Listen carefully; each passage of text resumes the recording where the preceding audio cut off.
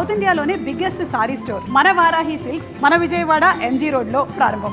దిగితే ఆ అమ్మాయి ఇక్కడ కాదు, అత్తగారింటికి వచ్చింది, ఆమె మీద మేము కేసు పెడతాం, ఆమె కనుక కేసు పెడితే ఆమె 5 ఏళ్ళు కోర్టు చుట్టూ తిరగాల్సి వస్తుంది భయపెట్టించి ఆమెతో విత్డ్రా చేయించిన దాఖలాలు రాజపేట మండలంలో ఒక గ్రామ పంచాయతీలో, యారుగుట్ట మండలంలో కౌడె మహేందర్ అని చెప్పి బావుపేట వారు గెలిచిండ్రు. కానీ ఎన్ని ఇబ్బందులు అంటే ఆయన ఎట్టుపోతే అటు పోలీసు వాళ్ళని పంపారు, ఎట్టుపోతే అటు అసలు క్యాంపెయినింగ్ కూడా చేసుకోకుండా చాలా ఇబ్బందులు పెట్టారు. ఆఖరికి 11వ తారీఖు ఎన్నిక అంటే 10వ తారీఖు నాడు వాళ్ళ ఇంట్లకు 4 పోలీసు వాళ్ళు ఇంట్లోకి పోయారు. ఇంట్లో పెళ్లి కావాల్సిన ఆడపిల్ల ఉన్నది. ఈ విధంగా వెంటబడి వేటాడి సతాయించినారు కాంగ్రెస్ పార్టీ నాయకులు. ఎంత సతాయించినా ఏం చేసినా మన వాళ్ళు ధీటుగా జవాబు చెప్పిరని చెప్పక తప్పదు కేటీఆర్ గారికి. అదేవిధంగా మరి మల్లాపురం గ్రామం అక్కడ కూడా ఎట్లా పెట్టి వీళ్ళని భయభ్రాంతులు చేయాలని చెప్పి ఈ విషయం బాగా మనం మార్క్ చేసుకోవాల్సిన అవసరం ఉంది.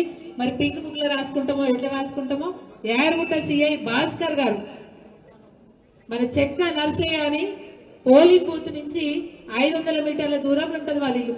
వాళ్ళ ఇంటికి పోయి ఇంటి ప్రాంగణంలో పక్క పొంటి జామ చెట్టు ఉంటే చలి పెట్టుకుంటే జ్వరం వచ్చిందని జామ చెట్టు కింద నిలబడితే పోయి 500 మీటర్ల దూరంలో ఉన్న వ్యక్తిని చెక్క నర్సయ్యను లాఠీ పెట్టి కొడితే అతనికి విపరీతమైనటువంటి గాయాలైనవి. ఇంత దుర్మార్గంగా భయపెట్టించి బీఆర్ఎస్ పార్టీ నాయకులు వాస్తవంగా చెప్పాలని చెక్క నర్సయ్య సాధారణ ఓటర్ అని ఏ పార్టీ కూడా సంబంధించినోడు కాదు. అట్లా కొట్టుకుంటూ పోతే భయపడతారు, దూరం పోతారని చెప్పేసి ఇట్లా సిఐ భాస్కర్ గారి దుర్మార్గమైనటువంటి చర్యలు ఇంకా చాలా ఉన్నాయి. భవిష్యత్తులో ఊరుకునేది లేదు. వారు తగిన గుణపాఠం చెప్పే తీర్థం. ఆల్రెడీ కంప్లైంట్ కూడా వారి మీద మేము ఇవ్వడం జరిగింది. దాంతో పాటు ఎన్నో చెప్పుకుంటాం. ముద్రేడిగూడెంలో మూటకొండూరు మండలం ముద్రేడిగూడెం నిన్న జరిగింది ఎన్నిక. మొన్న రాత్రి అక్కడ ఆ ఊర్లో మన అభ్యర్థికి చాలా స్ట్రాంగ్ గా మరి రాత్రి బావులు కష్టపడుతున్న చంద్రారెడ్డి ఇంటికి మధ్యాహ్నం పూట 4 ఇంట్లకు పోయి దోపిడీ చేసి వాళ్ళ ప్రచారంలో ఉంటే 4 తులాల బంగారం 4 లక్షల రూపాయలు ఎత్తుకొని వెళ్ళిపోయారు. ఈ విధంగా దుర్మార్గంగా మరి ఇబ్బందులు పెట్టుకుంటూ వచ్చినారు. ఇక వాసాల మరి సోషల్ మీడియాలో వచ్చింది, కేటీఆర్ గారి దృష్టిలో కూడా ఉంది. మరి పలుగుల ఉమారాణి గారు వాస్తవంగా వాళ్ళ 610 ఓట్లు వారికి పడితే వాళ్ళ ప్రతినిధికి 609 ఓట్లు పడ్డాయి. ఆ ఒక్క ఓటును కౌంటింగ్ బూత్ కిటికీలోంచి బయటికి పడేసి అక్కడ డ్రా పెట్టి అన్యాయంగా కాంగ్రెస్ పార్టీ అభ్యర్థి మద్దతు ఇచ్చిన అభ్యర్థిని గెలిచినట్టుగా ప్రకటించినారు.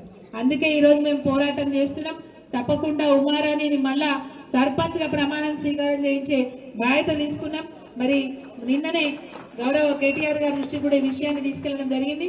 వారు కూడా హామీ ఇచ్చినారు, లీగల్ గా ఎంతవరకైనా ఫైట్ చేద్దాం, ధర్మంగా గెలిచిన ఉమారాన్ని మళ్ళీ సర్పంచ్ గా మనం చూడాల్సిందే అని చెప్పి గట్టిగా చెప్పారు.